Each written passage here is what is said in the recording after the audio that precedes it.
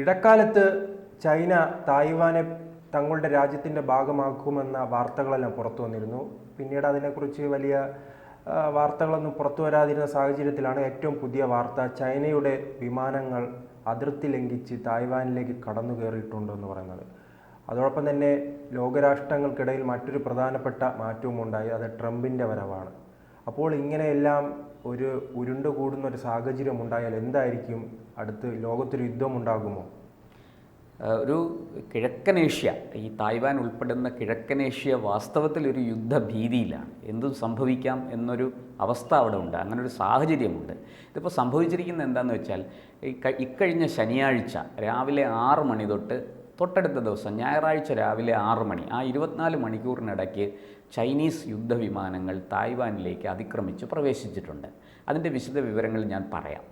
അതായത് ചൈനയുടെ 6 ചൈനീസ് യുദ്ധവിമാനങ്ങളും 7 യുദ്ധക്കപ്പലുകളും ആണ് തായ്വാൻ്റെ പ്രതിരോധ മന്ത്രാലയം തായ്വാൻ അതിർത്തിക്ക് സമീപവും അതിർത്തിക്കുള്ളിലുമായിട്ട് കണ്ടെത്തിയത്.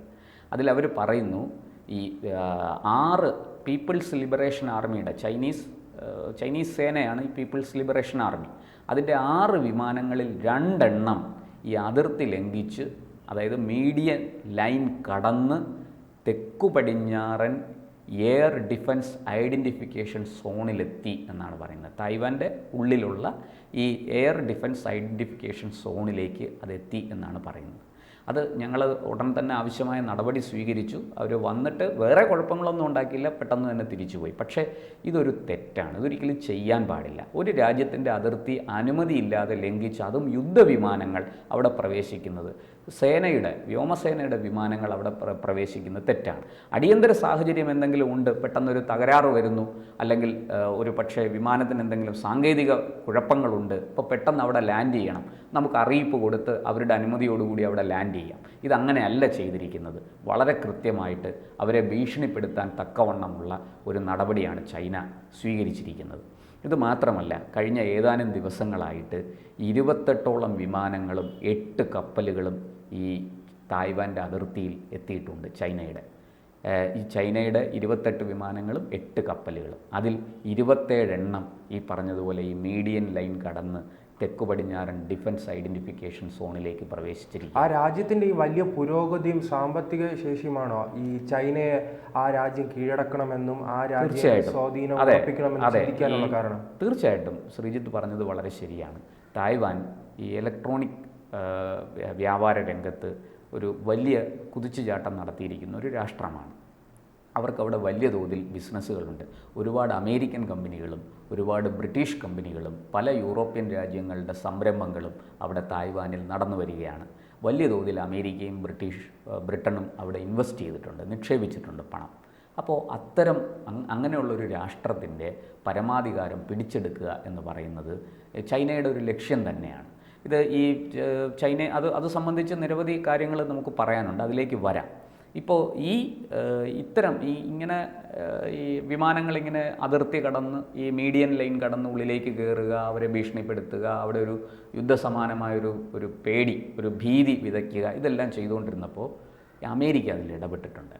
അമേരിക്കയുടെ, അതായത് US state secretary Marco Rubio ആണ് ഈ സംഭവങ്ങൾ ഉണ്ടായ ഉടൻ തന്നെ ചൈനീസ് സ്റ്റേറ്റ് കൗൺസിലർ, പ്രതിരോധ മേഖലയായിട്ട് ബന്ധപ്പെട്ടൊക്കെ പ്രവർത്തിക്കുന്നവരാണ് ഇവരെല്ലാം, അതിൽ വാങ് യുയുമായിട്ട് ഫോണിൽ സംസാരിച്ചു. അദ്ദേഹം ആശങ്ക പ്രകടിപ്പിച്ചു, ഇത് ഒഴിവാക്കണം, ഇതിങ്ങനെ ഈ ഒരു സമാധാനത്തിൻ്റെ ഒരു കാലത്ത് ഇത്തരത്തിൽ പ്രവർത്തിക്കരുത് എന്ന് അദ്ദേഹം ആവശ്യപ്പെട്ടിട്ടുണ്ട് ചൈനയോട്.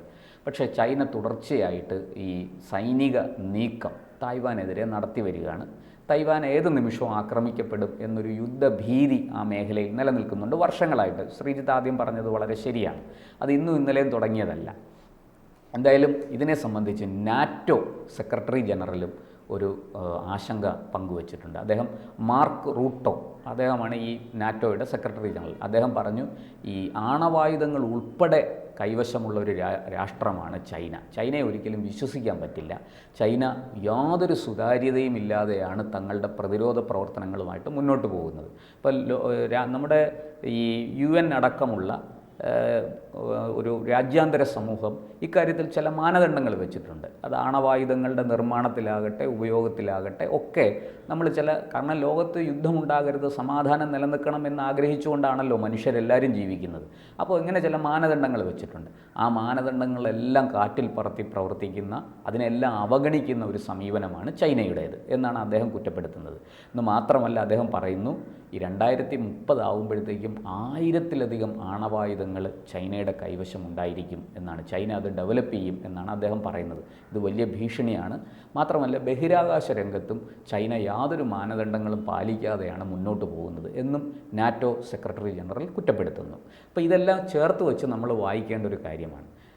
ഈ തായ്വാന് നേരെ നടക്കുന്ന ഇത്തരത്തിലുള്ള പ്രവർത്തനങ്ങൾ, ചൈന നടത്തുന്ന ഈ നീക്കങ്ങൾ വലിയ ആശങ്കയോടെ. അതോടൊപ്പം ഇത്തരം സംഭവങ്ങളിൽ വളരെ അഗ്രസീവായി പ്രതികരിക്കുന്നതാണ് ട്രംപ്. അപ്പോൾ ട്രംപിന്റെ നിലപാട് എന്തായിരിക്കും? അത് വലിയ ആശങ്കയോടെയല്ലേ ലോകം കാണും? തീർച്ചയായിട്ടും ട്രംപ് ഒരു തരത്തിലും ട്രംപ് യുദ്ധം ആഗ്രഹിക്കുന്ന ആളല്ല.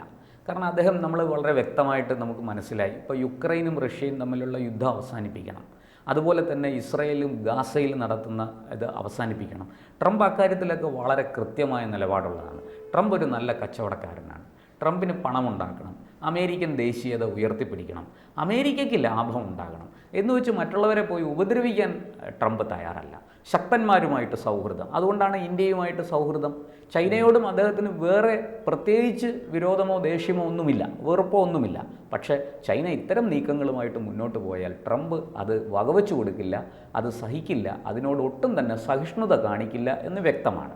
അപ്പോൾ ഈ കിഴക്കനേഷ്യൻ നമ്മളീ പറഞ്ഞ ഈ തായ്വാൻ്റെ ഈ പ്രശ്നം ഇന്ത്യക്ക് പോലും ഒരു ഭീഷണിയാണ്. കാരണം ചൈന അവിടെ എന്താണ് ഉദ്ദേശിക്കുന്നതെന്ന് നമുക്ക് വ്യക്തമായിട്ട് അറിയാം. ഈ ബേ ഓഫ് ബംഗാൾ ഉൾക്കടലിലും ഇന്ത്യൻ മഹാസമുദ്രത്തിലും ഇന്ത്യൻ ഓഷ്യനിലും വലിയ തോതിൽ ചൈനയ്ക്ക് സ്വാധീനം വേണം. കാരണം ചൈനയുടെ ചരക്ക് നീക്കങ്ങളെല്ലാം ഈ ഭാഗത്തുകൂടെ നടക്കുന്നത് ചൈനയ്ക്ക് സ്വതന്ത്രമായും ചൈനയുടെ ഇഷ്ടത്തിനനുസരിച്ച് നടത്തണം. അത് ആ രാജ്യാന്തര കപ്പൽച്ചാലിലൂടെ പോകുമ്പോൾ എല്ലായ്പ്പോഴും അത് സാധ്യമാകണമെന്നില്ല. അതുകൊണ്ട് ഈ ബംഗാൾ ഉൾക്കടലിലുള്ള ദ്വീപുകളടക്കം പിടിച്ചെടുക്കാൻ ചൈന വലിയ തോതിൽ ശ്രമിച്ചിരുന്നു. പ്രത്യേകിച്ചും മൻമോഹൻ സിംഗ് ഭരിച്ചിരുന്ന കാലത്ത് നമുക്കറിയാം 7ഓളം ദ്വീപുകൾ ചൈന അവിടെ സ്ഥാനമുറപ്പിച്ചിരുന്നു. പക്ഷെ മോദി വന്നതിന് ശേഷമാണ് അതിലൊരു മാറ്റമുണ്ടായത്. എന്തായാലും ഇപ്പോൾ നമ്മുടെ പ്രതിരോധ മേഖല വളരെ ശക്തമായിട്ട് നിൽക്കുന്നതുകൊണ്ട് അങ്ങനെ ചൈന തായ്വാനെ ആക്രമിക്കുകയാണെങ്കിൽ ഇന്ത്യ ഏത് തരത്തിലായിരിക്കും ബാധിക്കുക? കാരണം ഇന്ത്യയും അമേരിക്കയും ഒക്കെ അടങ്ങുന്ന ഒരു അച്ചുതണ്ട് തീർച്ചയായിട്ടും അതിനെതിരായ നിലപാട് തന്നെ സ്വീകരിക്കും. ഇപ്പോൾ ഉക്രൈൻ്റെ വിഷയം ചേട്ടാ നേരത്തെ തന്നെ സൂചിപ്പിച്ചിരുന്നു, വ്യാവസായികമായി ഇലക്ട്രോണിക്കുമായും എല്ലാം ബന്ധപ്പെട്ട വലിയ വ്യവസായങ്ങളുള്ള ഒരു രാജ്യത്ത് അങ്ങനെ പ്രതിസന്ധി ഉണ്ടാകുമ്പോൾ നേരിട്ട് തന്നെ അവിടെ നിന്ന് എന്തായാലും സ്വാഭാവികമായി ഇന്ത്യ എന്ന രാജ്യത്തിലേക്ക് കയറ്റുമതികൾ ഉണ്ടാകുമല്ലോ, അതിനെല്ലാം വലിയ രീതിയിൽ ബാധിക്കില്ല? നമ്മുടെ കമ്പ്യൂട്ടറിൻ്റെ പല ഘടകങ്ങളും പല പാർട്സുകളും, ഇപ്പോൾ മദർ ബോർഡ്, പല ചിപ്പുകൾ, ഇതൊക്കെ തായ്ലാൻഡ് പോലെയുള്ള രാജ്യങ്ങളിൽ നിന്ന് വരുന്നുണ്ട്. അതൊന്നും നമുക്ക് നിഷേധിക്കാൻ പറ്റില്ല. അവരുമായിട്ട് നമ്മൾ വർഷങ്ങളായിട്ട് നല്ല ബന്ധം പുലർത്തിപ്പോരുന്ന ഒരു രാജ്യമാണ് ഇന്ത്യ. അപ്പോൾ അതുകൊണ്ട് തന്നെ അവരൊരു പ്രതിസന്ധിയിലെത്തിയാൽ ഇന്ത്യക്ക് അത് കയ്യും കെട്ടി നോക്കിയിരിക്കാനാകില്ല. ഇപ്പോൾ ഉക്രൈൻ തന്നെ നമ്മൾ പറയുന്നത് യുദ്ധം അവസാനിപ്പിക്കണം. റഷ്യ എന്താ പറഞ്ഞത്? ഇന്ത്യ ഇടപെടുകയാണെങ്കിൽ ഞങ്ങൾ സമാധാന ചർച്ചയ്ക്ക് തയ്യാറാണ്. ഇറാൻ പോലും ആവശ്യപ്പെടുന്നു, ഇസ്രയേൽ ആക്രമിക്കുന്നു, ഞങ്ങളെ രക്ഷിക്കണമെന്ന് ഇന്ത്യയോടാണ് ആവശ്യപ്പെടുന്നത്. ഇന്ത്യൻ പ്രധാനമന്ത്രിയോടും ഇന്ത്യൻ ഭരണകൂടത്തോടും അവരാവശ്യപ്പെടുന്നു, നിങ്ങൾ ദയവായി ഇടപെടണം, ഇത് അവസാനിപ്പിക്കണം. നമ്മളതിനകത്ത് ഇടപെടാത്തത് നമുക്ക് കൃത്യമായിട്ടും ജിഹാദി ഭീകരതയ്ക്കെതിരായി ഒരു നിലപാടുണ്ട്. ഹമാസ് എന്ന് പറയുന്നത് ഒരു ഭീകര സംഘടനയാണ്. ഹമാസിനെ സഹായിക്കുന്നത് ഇറാൻ നിർത്തൂ, ഞങ്ങൾ ഇടപെടാം. നിങ്ങൾ ഈ ഹമാസിനെ സഹായിക്കുകയും ഒപ്പം ഇസ്രായേലിനെതിരെ ഞങ്ങളെ സഹായിക്കണമെന്ന് ആവശ്യപ്പെടുകയും ചെയ്താൽ രണ്ടും കൂടി നടക്കില്ല, ഏതെങ്കിലും ഒന്നേ പറ്റും. അത് ഇന്ത്യയുടെ നയം വളരെ കൃത്യമാണ്. നമുക്ക് നല്ല ബലമുണ്ട്, നമ്മുടെ നാവികസേന വളരെ ശക്തമാണ്. ഇപ്പോൾ ഈ പറയുന്ന ബംഗാൾ ഉൾക്കടലിൽ ഉൾപ്പെടെ ഏത് വെല്ലുവിളിയെ നേരിടാൻ നമ്മൾ പര്യാപ്തമായ ഒരവസ്ഥയിലേക്ക് എത്തിയിട്ടുണ്ട് നമ്മുടെ രാജ്യം, നമ്മുടെ നാവികസേന. അപ്പോൾ അവിടെ ഇത്തരത്തിലുള്ള പ്രവർത്തനങ്ങൾ വരുമ്പോൾ ഇന്ത്യക്ക് കയ്യും കെട്ടി നോക്കിയിരിക്കാൻ സാധിക്കില്ല. അമേരിക്ക തീർച്ചയായിട്ടും നോക്കിയിരിക്കില്ല. അത് ചൈനയ്ക്കും അറിയാം. ചൈന ഒന്ന് പേടിപ്പെടുത്താൻ നോക്കുന്നതാണ് തായ്വാനെ. പക്ഷേ ഈ പറഞ്ഞതുപോലെ സാമ്പത്തികമായി വലിയ രീതിയിൽ മുന്നോട്ട് പോകുന്ന ഒരു വലിയ വ്യവസായങ്ങൾ നിലനിൽക്കുന്ന ഒരു രാഷ്ട്രമാണ് തായ്വാൻ. അത് പിടിച്ചെടുക്കാൻ ചൈന വളരെ കാലമായി പരിശ്രമിക്കുന്നു. അത് പിടിച്ചെടുക്കാതെ അവർക്ക് ഉറക്കം വരില്ല എന്നുള്ള കാര്യവും സത്യമാണ്. എന്തായാലും ഒരു ഭയപ്പെടുത്തുന്ന ഒരു അന്തരീക്ഷം അവിടെ സംജാതമായിരിക്കുന്നു. ഇത് എവിടെ ചെന്ന് നിൽക്കും എന്ന് കാത്തിരുന്ന് കാണുകയേ നിവൃത്തിയുള്ളൂ.